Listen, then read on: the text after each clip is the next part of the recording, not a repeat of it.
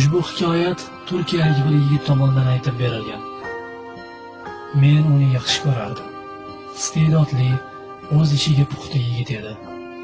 Kam gapirardi-yu, lekin chertib gapirardi.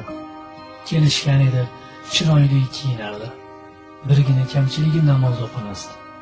Men dinga bo'lgan layoqatini uyg'otish niyatida namoz haqida ko'p gapirardim unga. Biroq bir xil sababni ro'kach qilardi menga u.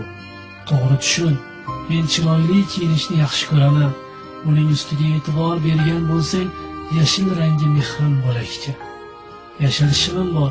Uni shu qadar yaxshi ko'ramanki, xotinimga har kuni dazmollatib ko'chaga chiqaman. Namoz o'qisam, shimimning dazmoli ketib qolishi mumkin. Qiziq bahona-yu, lekin men uning shu bahonasini sabab o'rnida ko'rganman. Chunki har kuni uchratsam, yashil shim va qizil ko'ylagi unga ancha yarashganini his qilardim. Bir kun yo'lim tushib, Istanbulning katta masjidlaridan biriga kirdim. Ne ajabki, mening tanishim jamoatning oldi qatorida edi. Bir umr shimining dazmoli buzilishidan cho'chib, masjid xatlamagan tanishimni birinchi safda ko'rib boshida ajablandim. Ammo keyin o'zimni bosib oldiga bordim. Ha, baribir kelar ekansan-ku, o'zingcha yashil shimingni ro'kach qilib kelmayman deb meni xoli jonimga qo'ymasding. Men seni juda saviyali deb bilsam-da, aynan shu bahonangga hayratlanardim. Qiziq, saviyali bo'la turib ham odam shunchalik saviyasiz bahona topishi mumkinmi degan savol ich-ichimni tirnardi.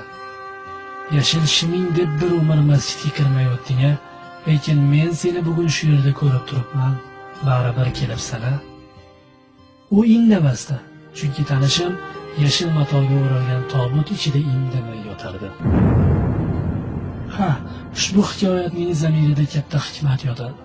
O'zini mo'minman deb hisoblagan odam baribir masjidga keladi. Ahmad Yassaviy hazratlari aytganlaridek, 4 chubinlik cho'yan ot bir kun senga yetar.